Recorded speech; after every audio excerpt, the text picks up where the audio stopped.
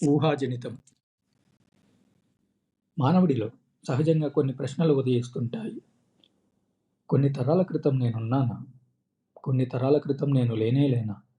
ఉండి ఉంటే అప్పటి నా ఉనికి ఎలాంటిది? ఏ రూపం నుంచి ఏ రూపం మారాను? కొన్ని తరాల తరువాత కూడా నేనుంటానా?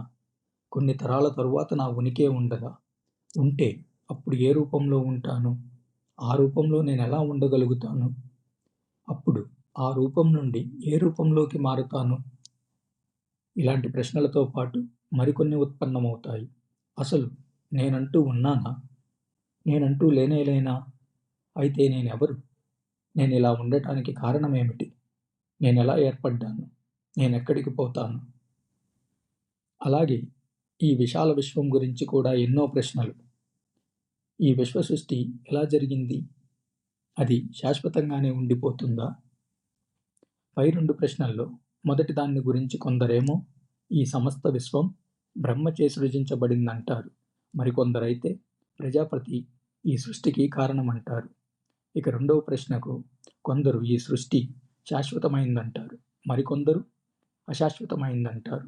కొందరిది అనంతమని వాదిస్తే మరికొందరు ఇది నిర్ణీతమైన కాలం వరకే ఉంటుందంటారు.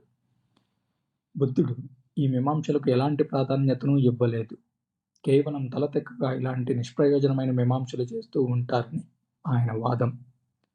పై ప్రశ్నలకు ఖచ్చితమైన సమాధానం సర్వం తెలిసిన వారే చెప్పగలరు. అలాంటి వారెవ్వరూ లేరు. ఇలాంటి ప్రశ్నలకు సమాధానం చెప్పేందుకు తాను సర్వం తెలిసిన వాణ్ణి కానని బుద్ధుడు చెప్పాడు. నేను సమస్తము ఎరిగిన వాడినని ఎవ్వరూ చెప్పలేరు.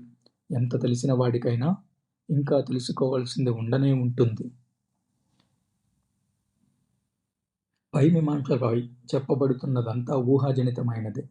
వాటిని హేతుబద్ధంగా తేల్చి చెప్పేందుకు సరియైన ఆధారాలేవీ లేవు.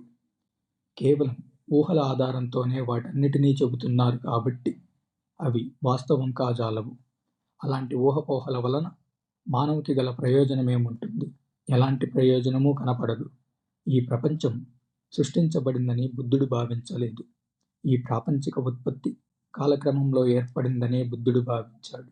అందుకే బుద్ధుడు తన ధమ్మంలో ఇలాంటి మీమాంసలను వదిలివేశాడు. అలాంటి విషయాలపై ఇదమిద్దంగా చెప్పగలుగుతున్న మతాలు ఉన్నా లేనట్టేనని బుద్ధుడు భావించాడు.